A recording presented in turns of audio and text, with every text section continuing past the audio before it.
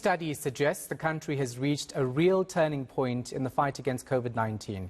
It found that a large number of people have developed antibodies against the virus, even those who are not vaccinated. Professor Shabir Madhi from Wits University was part of the study and says the country must adjust its approach to the virus in line with other respiratory infections. He joins us now live. Prof, thanks for your time. Always a pleasure talking to you. So South Africa has reached a recovery stage of the COVID-19 pandemic. Explain the science behind this conclusion. Good evening, Sean. Thank you for having me. So what we observed in South Africa with the Omicron wave is there was a massive decoupling of infections and severe disease and death.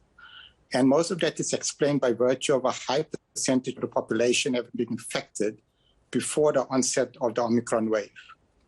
What we saw in Gauteng as an example is that 70% of the population had been infected at least once since the start of the pandemic. And that underlying infection has brought about serious protection when it comes to protecting against severe disease and death, even though it doesn't work too well in protecting against infection and mild COVID.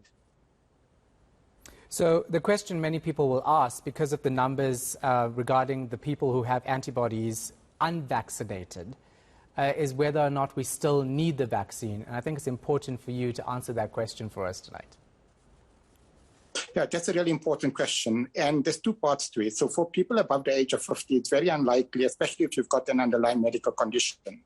The type of protection you get against severe disease, just with past infection, is probably going to be suboptimal, and it can be enhanced by being vaccinated. So above the age of 50, without any question, they need to be vaccinated and probably still get a full series of vaccines to optimize the protection against severe disease. Now, in the younger age group, what the most recent data shows, including against Omicron, is that those individuals that have immunity that has been derived both from vaccination as well as past infection in whichever order, they tend to have much more robust antibody responses. And those antibodies are especially important in protecting against severe disease. So much so that the type of antibodies responses you get with is what we refer to as hybrid immunity which is resulting from a combination of infection as well as vaccines, is able to overcome some of the resistance of Omicron against the antibody activity. And that antibody activity is much more enhanced compared with people that have fully developed immunity through infection or through vaccination.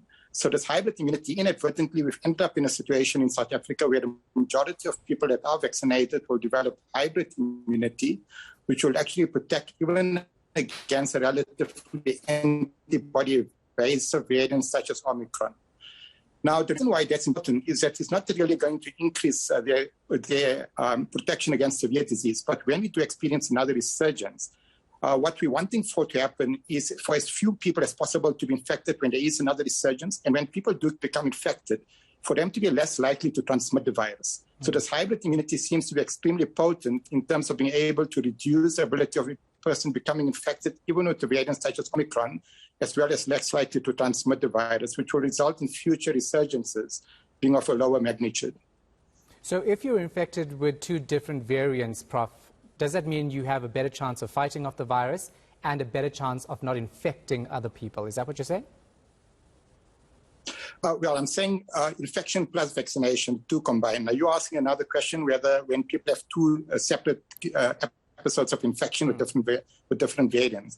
And in all likelihood, that sort of a combination, having been infected with the wild-type virus that circulated maybe a year ago, and now being infected with Omicron, that itself will also result in a boost to the immune response, which very likely will probably work similar to how this hybrid immunity that's induced both by vaccines as well as past infection would work, in that you would have enhanced protection against subsequent infection, and even when there is further variants that arise, depending to what extent they become evasive to the immune responses that's been induced. And Prof, you obviously say that the country must adjust its approach to the virus in line with other respiratory infections. What exactly do you mean by that? Should we actually go easier in terms of the current restrictions for those who have it? Absolutely, and I think we could have been the lead in this, but now we're very much needing to follow what the United Kingdom is doing, what the Nordic countries are doing, what the United States is doing, and that they're going back to a relatively normal lifestyle. Because the notion that you can actually prevent infections from taking place at a community level That sort of concept has pretty much flown out of the window some time ago.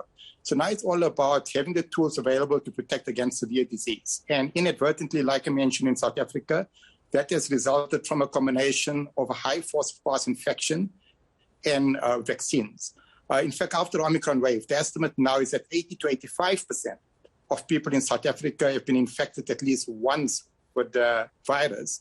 And if we can get at least about 90% of people above the age of 50 vaccinated, we would be in a scenario where the number of people that die of COVID-19 is unlikely to be much more than the number that would have died of seasonal influenza before the onset of the pandemic.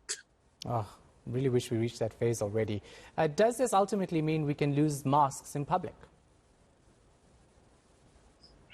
There's very little value in terms of wearing masks at this point in time, unless you're an individual that really wants to protect yourself against severe disease, and certainly people above the age of 60 with underlying medical conditions, especially when there's a lot of virus that's transmitting, they might be well advised to wear the right type of mask, and they need to wear it correctly. The type of mask that the majority of South Africans use and the manner in which they actually wear it does very little to protect either against infection or prevent them from actually transmitting the virus into the environment. So we've seen a number of countries basically abandon the mask mandate, and there's very little reason in South Africa, especially at this point in time, to continue with wearing of masks, be it indoors or outdoors, and certainly not for children when they're going to school, as an example. So we just need to become more pragmatic about what it is that needs to be done now that we're in a completely different phase of the pandemic than we were even a year ago. So I'm also guessing you would suggest that the national state of disaster be lifted altogether, right? Well, that should have been lifted months ago. All right, thank you so much for your time and your insights. Always a pleasure. You gave me some hope tonight. I have something to smile about because I'm hearing good news about the virus. Professor Shabir Madhi from Wits University. Aren't you happy? I'm delighted. And let me tell you something about Shabir Madhi. All through this pandemic, he's been spot on. Yeah. So if he says we don't need to wear masks, I'm like, come along, let's make that decision. It's hard, man. And especially if you wear glasses. I just walk around in a foggy state. Yeah. But obviously for people who have comorbidities, etc., it would be advisable, as he says. And you know, I actually think it was advice given a while ago that if you get flu, any illness, you should actually just pop on a mask. I think it's a good practice that other countries do. So if you are sick, put on a mask so you don't infect anyone. So maybe we can keep that aspect of it. But generally walking around with masks, it seems, according to Professor Madhi, that it's been and gone. Let's hope so. Just took a deep breath. Feels so good. No mask on. Right here for now, though. Still to come on